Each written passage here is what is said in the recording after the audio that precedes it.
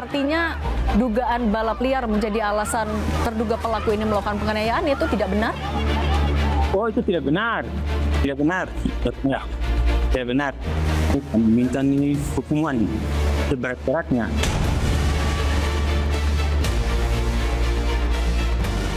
Saya sudah memerintahkan kepada Kapolda, Kadipropam ambil tindakan tegas, proses tuntas, beri rasa keadilan bagi keluarga korban. Dan saya minta informasinya, prosesnya transparan. Pasukan khusus yang ditujukan untuk kepentingan umum khusus ya. Jadi tarik semua pasukan BRIMOB dari urusan-urusan dengan masyarakat ya.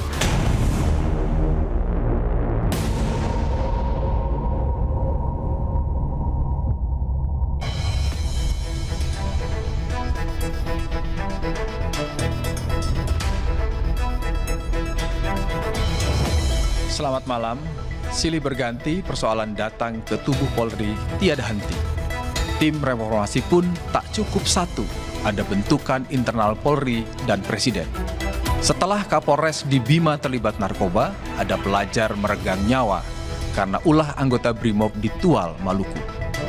Pelajar tewas di Tual, jalan terjal reformasi Polri.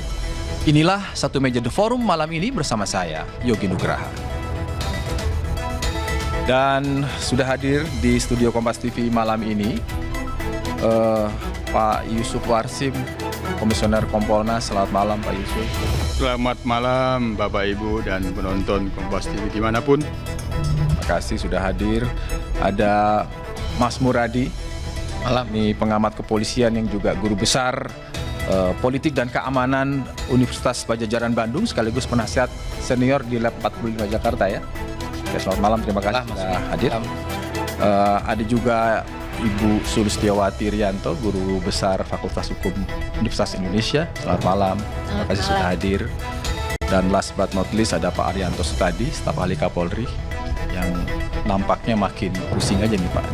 Terima kasih, selamat malam, Pak. Terima kasih undang lagi. Pak Arianto, terus-terusan nggak berhenti Pak. Iya. Nggak berhenti, dalam hitungan minggu, hitungan hari ya kan muncul terus. Kapolri marah ya, sudah ada respon baik yang di Bima Kapolres maupun yang anggota BRIMOB yang di Tual sudah diberhentikan dengan tidak hormat, marah, tapi terlalu sering Kapolri marah sementara berulang pelanggaran itu. Ya itulah, saya sangat prihatin sekali ya. Di tengah-tengah kita itu sekarang menggebu-gebu dituntut untuk melakukan perbaikan ya. Sejak kemarin prahara tahun Agustus 2005 itu, kita kan dicap sebagai polisi yang kok sudah direformasi, kok masih tetap seperti dulu. Dan kesan-kesan itu kemarin mencuat pada 9 tuntutan bahwa polisi itu nggak bagus ya. Satu, karakter yang di lapangan, kemudian pengawasan yang sangat minim, kemudian perilaku hedonis, pelayanan yang lambat, kemudian dan sebagainya, ada 9 itu kan kemarin, sehingga muncul tuntutan reformasi. Nah, sementara bahkan 2 loh reformasinya, ya, bentukan internal maupun presiden mengamini dibikin komisi ya. Kapolri lebih dulu bikin sprint. Maksudnya adalah untuk memperbaiki yang kekurangan-kekurangan itu gitu. Ya. Saya waktu itu masuk pertama kali jadi dalam rapat itu ketika komisi transformasi dibentuk Kapolri itu, kami mengusulkan, Pak, kekurangan-kekurangan polisi yang sekarang ini dituntut itu adalah kekurangan yang di lapangan, Pak. Kekurangan perilaku yang di lapangan itu, Pak, gitu saya bilang. Jadi itu yang harus diperbaiki sebenarnya. Dan menurut hemat saya, Pak, perilaku yang di lapangan itu kalau mau merubah secara cepat ada caranya. Nah, tapi sementara itu ditanggapi kan bahwa polisi Kapolri malah membangkang Pak. Katanya membangkang perintah Pak Presiden kan gitu kan. Dan disampaikan di Komisi 3 kan. Ya, padahal Pak Kapolri maksudnya adalah justru beliau itu sinergi menyambut Pak Presiden mau bikin perbaikan polisi, maka polisi akan berbagi lebih dulu lah, sehingga nanti kalau komisi itu terbentuk, kita memberikan saran inilah kira-kira yang kita lampaui gitu. Jadi kemarin selama 3 bulan itu kita mencoba melakukan crash program namanya, quick win ya, yang tujuannya adalah untuk mengantisipasi 9 tuntutan yang dituntut oleh masyarakat sipil itu kan ada 9. Ya, ada 9. Satu pelayanan yang lemah, kemudian pelayanan yang buruk masih banyak. Dan itu dijawab tertulis di tim reformasi internal kan? Ya, dan itu kemudian tim yang 52 orang itu menyusunlah konsep-konsep itu. Sayangnya sekarang ini di internal sendiri itu ada kendala, ada perbedaan antara cara untuk melakukan perubahan cepat itu. Oke. Di satu sisi masih konseptual, jadi harus mentalitasnya harus tingkatkan, pemahaman itu mengenai democratic policing ditinggikan gitu. Padahal kan orang yang di lapangan itu kan nggak sempat baca-baca buku yang setebal ini, sehingga kita usulkan mestinya Pak dibikin suatu petunjuk yang jelas dan bisa dipedomani anggota di lapangan dan kemudian dilakukan pengamatan yang Artinya solusi substantif dari tim internal reformasi Polri belum ada menurut sudah ada Pak, sudah ada, tapi bisa di satu sisi menekankan pada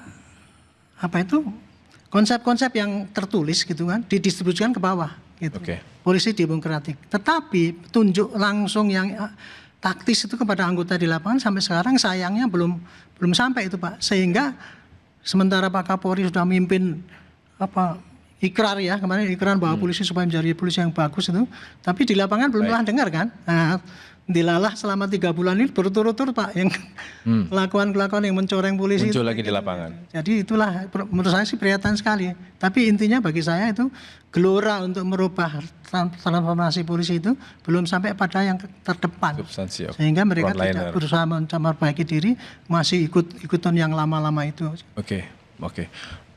Pak Muradi, kan Pak Arianto mengatakan sudah dilakukan, sudah ada upaya.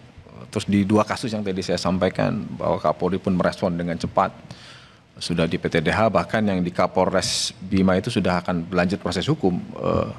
Kalau Anda melihat ini akan berulang lagi, ujungnya akan sampai pada publik, oke, ini akan menjadi tanda-tanda perbaikan Polri, atau seperti kasus-kasus sebelumnya akan berulang dan berulang? Ya, saya kira ada 4 hal Mas Yogi. Yang pertama ini menyangkut soal dalam kan gini, polisi kita itu kan masih ada culture militer ya. Dia akan melihat sebagai vertikal ke atas. Jadi di banyak teori, di banyak konsep, di banyak negara pun orang akan lihat kalau ngelihat pimpinan sebagai rujukan. Jadi saya selalu mengatakan bahwa kasus di Bima, kasus di Tua dan sebagainya itu karena teman-teman di bawah itu juga nggak ngelihat sesuatu yang baru, yang terpuji, yang dari di level atas ya. Ini saya kira juga penting buat kita cermati karena beberapa hal yang kita amati sejak mungkin 5-10 tahun terakhir itu yang jadi problem. Artinya memang saya tidak ingin bicara soal struktural, tapi bicara bahwa nilai baik itu penting untuk kemudian dimunculkan di level bawah. Jadi mereka jadi merujuk atas dan terus. Yang kedua, ini penting juga buat kita lihat bahwa struktur kita tuh agak unik. Saya begini, ini contoh saya ini, kayak Kapolres. Kapolres itu di drop atau diposisikan oleh Mabes Polri. Jadi bukan oleh Polda maksudnya. Bukan.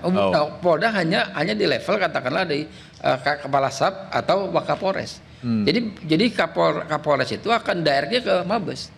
Dia apa yang kira-kira? Ya ini nanti usulan saya adalah penting kemudian mempertimbangkan betul misalnya teman-teman di Polda itu punya kaki dan tangan di Polres untuk kemudian bahasanya mencengkeram untuk ini tugas saya punya visi misi nih dari Kapolri untuk menjalankan kerja-kerja pemolisian di provinsi tertentu misalnya. Makanya ikut saya. Jadi memang dia akan dikendalikan betul. Artinya dikendalikan dalam konteks operasional ya, bukan dalam konteks yang mengarahkan negatif. Nah, yang ketiga ini juga penting buat kita adalah publik itu kan juga bukan makhluk yang kemudian diam ya. Dia akan terus melihat seberapapun upaya untuk kemudian perbaikan tanpa kemudian sifatnya holistik ya. Nah, ini akan jadi problem baru. Katakanlah misalnya kita selesai tadi Pak Arianto bilang saya sebagian besar setuju bahwa di level pusat itu kesadaran sudah ada. Mabes itu udah kita perlu ini perlu. Tapi di level bawah itu kemudian arogansi masih muncul. Kenapa? Karena yang pertama para keberadaan pimpinan itu menjadi rujukan yang tidak bisa kemudian mereka dapatkan. Sekalipun udah ada Kapolda di wilayah. Ya, Kapoldanya gini, hubungan Kapolda dengan Kapolres meskipun mereka secara hierarki ada, tapi Kapolres itu tetap kedari ke yang melantik, yang mendrop mereka sebagai pimpinan. Nah, yang bisa kemudian dia pegang Kapolda adalah Wakapolres dan kepala staf, kepala satuan. Ya memang itu SK-nya mutasinya memang Kapolda yang buat. Nah, yang terakhir nih Mas Yogi, yang terakhir saya kira ini penting buat kita adalah kepentingan kita untuk mendorong proses polisi itu adalah bukan semata-mata untuk urusan internal. Makanya saya selalu mengatakan bahwa internal dan eksternal itu adalah satu langkah yang bersamaan. Katakanlah begini, saya cukup senang misalnya dengan Pak Mas Krisnanda sebagai ketua tim, saya kenal baik. Beliau sangat concern. Tapi bagaimana kemudian mengintegrasikan, melinearkan antara internal dan eksternal itu penting. Nah, itu yang saya kira langkah upaya untuk mendorong proses supaya nggak kejadian itu. Perlu kemudian pengawasan jauh lebih efektif. Nanti kita bicara Kompolnas sebenarnya setelah itu. Oke. Pak Yusuf, kalau tadi dari Pak Arianto dan Pak Muradi kan bicara operasional sudah disiapkan paling bagus di depan ke bawah. Di kasus di Tual ini kan misalnya lagi Brimob ya, Brimob banyak tuntutan, kenapa sih Brimob berhadapan dengan masyarakat, Brimob udahlah di wilayah berhadapan dengan pemberontak atau apapun gitu. Kompolnas punya bacaan apa di kasus terakhir ini? Ya, terima kasih. Yang pasti ini menambah deretan data. Ya, ini data baru atas permasalahan budaya kekerasan. Kita kan menganalisisnya itu tidak 1 tahun 2 tahun, kita tarik dari tahun 2008 itu oknum yang melakukan kekerasan itu sudah ada dari 2008. Jadi inilah data baru permasalahan kekerasan. Bagaimana mengatasinya? Ya sebenarnya secara konsepsi komitmen itu ada. Tinggal yang paling utama itu kan mengembalikan sejatinya Polri sebagaimana yang diamanatkan konstitusi, Undang-Undang Dasar 1945, Undang-Undang Nomor 2 juga sebagai pelindung pengayom pelayan. Nah, dalam konteks sekarang ada komitmen perubahan paradigma itu sudah jelas Mas Yogi. Di Mabes Polri itu sudah ada paradigma pelayanan. Nah, dalam bahasa saya polisi pelayanan hukum. Itu sudah ada jelas. Tapi bagaimana menyederhanakan di dalam operasional taktis. Nah, ini problemnya gitu, menghapus budaya kekerasan itu. Dan rasanya terlalu lama ya diskusi ini, sementara publik tak kunjung melihat bahwa ada perubahan yang konkret gitu. Betul. Jadi bagaimana menyederhanakan dalam operasionalisasi. Nah, tentu harus ada jangka pendek, jangka panjang. Tim reformasi bentukan Polri, tim percepatan transformasi reformasi itu sudah ada. Itu seharusnya bekerja, melakukan kerja-kerja jangka pendek, jangka panjang. Ada dua dalam konsepsi saya sih, saya menyebutnya pembangunan manusia polisi, pengayom, pelindung, pelayan. Itu 5 pilarnya. Pertama rekrutmen. Apakah rekrutmen kita ini masih punya isu negatif tidak? Masih punya. Itu catatan Kompolnas masih ada ya isu negatif? Masih ada isu negatif setiap tahun. Oke. Pendidikan juga. Oke. Nah, pembinaan karir juga. Oke, Pak Yusuf nanti detailnya yang tadi urut-urutan sudah ke Kompolnas akan dalami di segmen berikutnya. Saya akan ke Prof. Sulis dulu. Prof, sebagai guru besar hukum melihat begini. Kan selalu setiap ada peristiwa pelanggaran, polisi membuat versinya masing-masing, memberikan kepada publik, menjelaskan, bagus sih sebagai respon. Tapi dalam konteks yang sudah berulang, publik wajar nggak sih kalau nggak percaya dengan versi polisi? Ya, terima kasih Mas Yogi. Ada hal yang perlu dipahami. Sebenarnya polisi itu berasal dari masyarakat kan, dan menjadi bagian dari masyarakat. Dalam kondisi yang baik-baik saja, normal. Itu polisi merefleksi masyarakat baik, polisinya baik, masyarakat buruk, polisinya buruk gitu dalam kondisi yang normal. Nah, maka itu ada konsep legal culture kalau di literatur antropologi hukum itu, di mana polisi, jaksa, hakim kan dia berasal dari wilayahnya masing-masing, ditugaskan di tempat lain, dia itu tidak bisa begitu saja mempraktekkan standar prosedur yang dari pusat. Jadi dia harus mempelajari apa budaya masyarakat yang tempat dia bertugas itu gitu. Kalau dia tidak bisa memahami itu, maka dia tidak diterima oleh warga masyarakatnya gitu. Nah, kemudian ketika kita bicara soal polisi sebagai state aparatus ya, itu dia sebetulnya kan mewakili kepentingan publik, bukan mewakili kepentingan penguasa atau pemilik kapital. Kasus-kasus kan menunjukkan banyak banget tuh bagaimana dia. Jadi itu yang seringkali disebut godaan polisi untuk ada di rel yang benar ya. Iya, itu dia. Jadi tuh ketika juga ada ini, polisi itu adalah bagian dari street level birokrasi. Artinya dia level yang paling dekat dengan masyarakat, berhadapan dengan masyarakat. Dan dia punya diskresi juga ya Pak Arianto di situ ya. Jadi kalau ada kejadian, maka dia boleh segera menangkap orang gitu. Ya. Itu pun sebenarnya harus untuk kepentingan publik. Disitulah polisi harus paham betul dia itu siapa, posisinya seperti apa gitu. Tentu dia berada dalam ketegangan-ketegangan, tapi prioritasnya tuh harus kepentingan publik. Karena memang secara konstitusional kan salah satu fungsinya adalah mengayomi masyarakat. Itu yang harus polisi pahami betul-betul, dan itu sebetulnya harus terrefleksi di dalam pendidikan, materi-materi pendidikannya gitu, yang saya kira kurang banget diakomodasi. Tapi kenapa ya selalu menemukan jalan buntu sepertinya gitu loh, nggak ada kunjung perubahan. Mulai dari mana itu Prof sebetulnya? Dan sampai kan rasanya nggak kurang lah orang-orang pintar di Indonesia ini. Tapi kenapa selalu berurang di polisi? Jangan dijawab dulu Prof, satu meja akan kembali setelah yang satu ini.